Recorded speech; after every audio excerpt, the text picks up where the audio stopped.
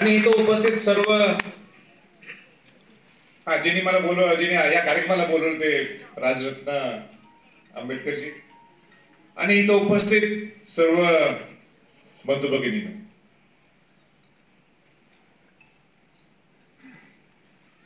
राजरत्न आंबेडकरजींनी माझी जी ओळख सांगत असताना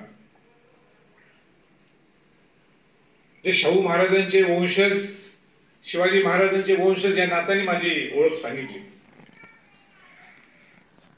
पण मला सुद्धा माझ्या दृष्टिकोनातून सुद्धा हा एक अविस्मरणीय प्रसंग आहे. आज आपण 100 वर्ष एक शताब्दी महोत्सव म्हणून बहिष्कृत हितकारीणी सभा जी बाबासाहेबांनी जी संस्था उभा केली होती 100 वर्षाच्या अगोदर, आणि या शताब्दी महोत्सवच्या कार्यक्रमाला मला आपण बोलवता एक शाहू महाराजांचा पंतू आणि बाबासाहेब आंबेडकरांचा पंतू विचार कुठे होते. म्हणजे बाबासाहेबांचे मोठे भाऊ आनंदराव आंबेडकर यांचं प्रेम बाबासाहेबांच्यावर किती होतं. निम्मा पगार घरातल्या खर्चासाठी ते करायचे, निम्मा पगार बाबासाहेबांच्या खर्चासाठी करायचे. हे आम्ही राजरत्नाने आम्ही दोघं चर्चा करत असताना ही सगळी चर्चा चालू होती. बाकी कुठला विषय नाही, कुठला राजकीय विषय नाही, पण बाबासाहेबांचे आणि राजश्री छत्रपती शाहू महाराजांचे कसे घनिष्ठ संबंध होते, किती मोठा दूरदृष्टिकोन ह्या दोन महामानवांचा होता, ह्याच्याबद्दल चर्चा होती. आणि म्हणून मला आज सुद्धा मला असं वाटलं की आपण नेमकं कशा पद्धतीने भाषण करावं, जे भाषण तुम्हाला सुद्धा आवडेल आणि जे भाषण मला सुद्धा अविस्मरणीय राहील माझ्या आठवणीत. I may not be so articulate like you, Josephji. I am trying my best how I can present to the people who come all the way from maybe Thana or all over from Maharashtra. आणि म्हणून मला असं वाटलं की बाबासाहेबांचे आणि छत्रपती शाहू महाराजांचे संबंध कसे आले त्यांच्या जीवनात. राजश्री छत्रपती शाहू महाराजांनी बाबासाहेबांना एक उगवता तारा, देशाला ज्याची गरज आहे ते बाबासाहेब आंबेडकर, हे राजश्री छत्रपती शाहू महाराजांनी त्यावेळीच्या प्रतिकूल परिस्थितीत सुद्धा कसं हुडकलं असेल ह्याच्यावर आपण बोलणं गरजेचं असं मला वाटलं. आणि मला असं वाटलं की आपण आणि वेगळ्या बौद्धिक बोलण्यापेक्षा आपण उदाहरण थोडेसे जर मी देऊ शकलो शाहू महाराजांचे बाबासाहेबांचे, तर खऱ्या अर्थाने म्हणजे आपण 100 वर्षानंतर सुद्धा राजश्री शाहू महाराज असतील, बाबासाहेब आंबेडकर असतील, त्यांच्या विचाराला अभिवादन केलं असं समजणं काही चुकत नाही. तर सुरुवातच अशी करायची आहे की मी राज्यसभेचा खासदार झालो. राज्यसभेचा खासदार झाल्यानंतर पहिलं मेडल स्पीच असते, म्हणजे तुम्हाला कितीही वेळ तुम्ही बोलू शकता. मी मुंबईत होतो आणि मी विसरून गेलो की आज बिल कुठलंय, पण मला दिल्लीच्या ऑफिस मधून मला फोन आला की मागासवर्गीय आयोगाच्या घटना दुरुस्तीच्या बाबतीतलं ते बिल आहे आणि राजे मग आपण बोलणं गरजेचं आहे, कारण शेवटी ही घटना कुणी लिहिली, बाबासाहेबांनी लिहिली आहे. आणि आपण जर घटनेच्या बाबतीत किंबहुना राजश्री शाहू महाराजांच्या बाबतीत आणि बाबासाहेबांच्या बाबतीत जर बोलू शकलो तर माझ्यासाठी सुद्धा ती आठवण राहील. आणि म्हणून मी फ्लाईट मध्ये बसलो आणि थोडे मुद्दे मी काढायला सुरुवात केली की आपण बाबासाहेबांच्या बद्दल तिथं नेमकं काय बोलत. एक 2 महत्वाचे मुद्दे तिथं मी मांडले. पहिला मुद्दा मांडला ते म्हणजे 1920 ला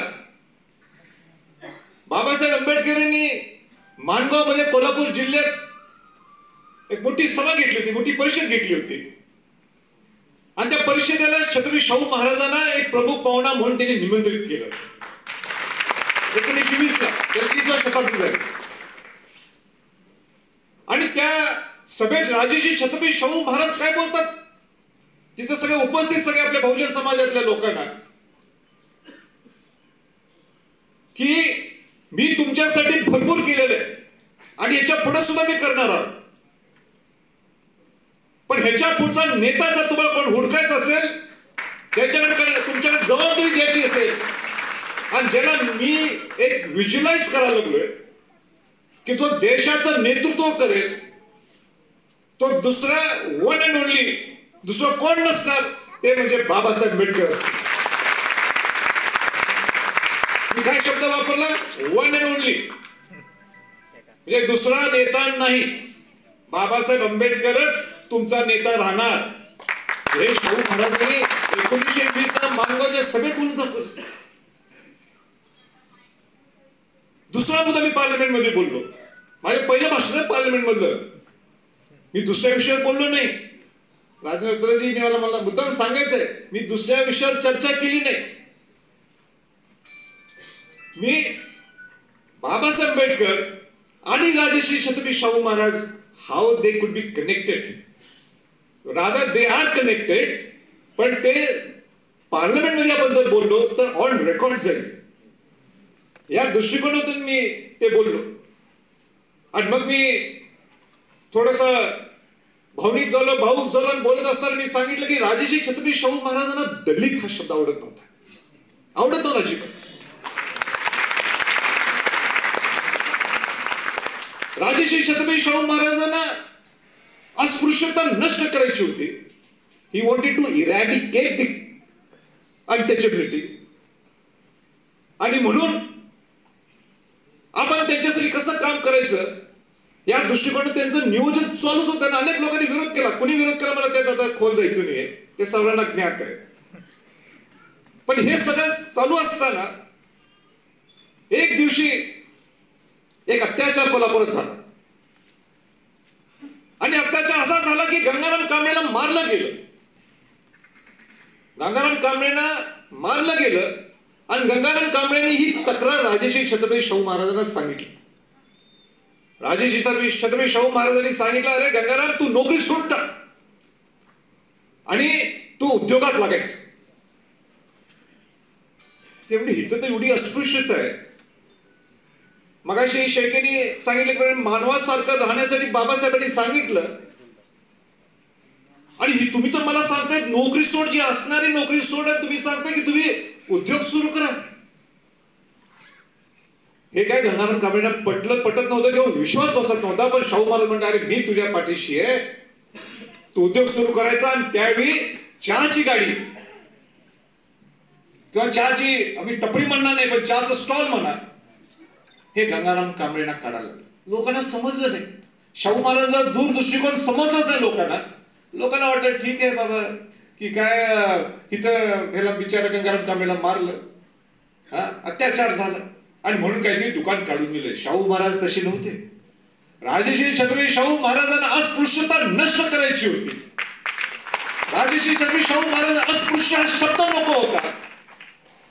ते सुद्धा मनुष्य, आपण सर्व मनुष्य, आपण सर्व बहुजन समाजातले आहोत.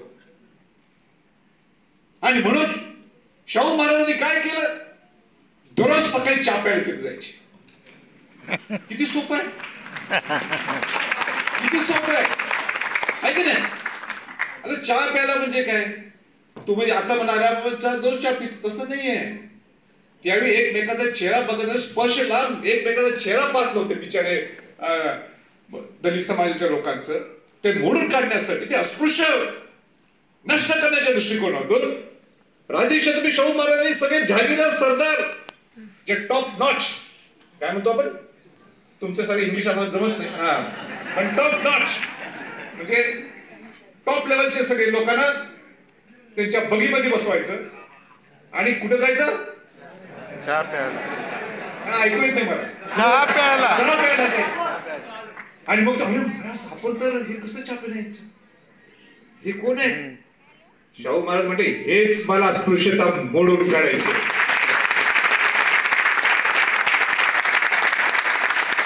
We should be treated, we all should be treated as equals. ही शाहू महाराजांचा दूरदृष्टिकोन होता. आणि मग त्यांची दोस्ती जमली, विचारित वैचारिक दोस्ती. शाहू महाराजांना अनेक कोणतरी एक खंबा, एक साथीदार मिळाला. त्या बहुजन समाजाला न्याय देऊ शकणारा एक व्यक्ती मिळणार, ते म्हणजे बाबासाहेब आंबेडकर. मला सांग, मी विसरतोय पण नागपूरला बहिष्कृत समाज, म्हणजे तुम्हाला सगळ्यांना त्यांनी त्यावेळी बहिष्कृत समाजाचं अधिवेशन होतं नागपूरला. आणि शाहू महाराजांना, त्याच्या अगोदर मी तुम्हाला सांगायचं राहिलं, पार्लमेंटचा हे 2 मुद्दे मी सांगितल्यानंतर, माझं भाषण संपल्यानंतर हाऊसनी तर जोरात टाळ्या वाजवल्या. का बाबासाहेबांचा विषय होता, राजश्री शाहू महाराजांचा विषय होता. जेवढ्या टाळ्या मला आजपर्यंत मिळाल्या नाही, तेवढ्या त्या दिवशी माझ्या मेडल स्पीचर. आणि टाळ्या कशासाठी? शिवाजी महाराज शाहूंचा वंशज आहेच, पण शिवाजी महाराजांचा आदर्श घेऊन चालणारे राजश्री शाहू महाराज आणि राजश्री शाहू महाराज आणि बाबासाहेब आंबेडकर कसे एकत्र येऊ शकतात आणि एक विचार देशाला देऊ शकतात, ह्याची मला टाळतात. They applauded me, sir. That's my first maiden speech which I gave. I was applauded to the fullest by the parliament. म्हणजे तिकडं इथं बोलणं चुकीचं आहे, पण बहुजन समाज पार्टीचे 7 खासदार होते, मायावतींचे, मायावती बहिणींचे. आपल्याला राजकीय नाही बोलायचं, पण ते उठले, भाषण झालं, स्टँडिंग ओव्हेशन मला दिलं त्यांनी. का स्टँडिंग ओव्हेशन दिलं? कारण का जे आम्हाला उत्तर प्रदेशमध्ये आमचे नेते काशीरामजी असतील, मायावती बहीण असतील, आम्हाला नेहमी शाहू महाराजांच्या बद्दल सांगितलं. आज शाहू महाराजांचा वंशज बाबासाहेब आंबेडकर शाहू महाराजांच्या बद्दल बोलतोय, आम्हाला कुठेतरी अभिवादन करायचं. त्या घराण्याला, त्या दोन्ही घरांना अभिवादन करायचं. साई खासदार तिथे उठले, मला सुद्धा आनंदाचा क्षण होता. नागपूरचं मी तुम्हाला सांगितलं बहिष्कृत समाजाचं अधिवेशन होतं.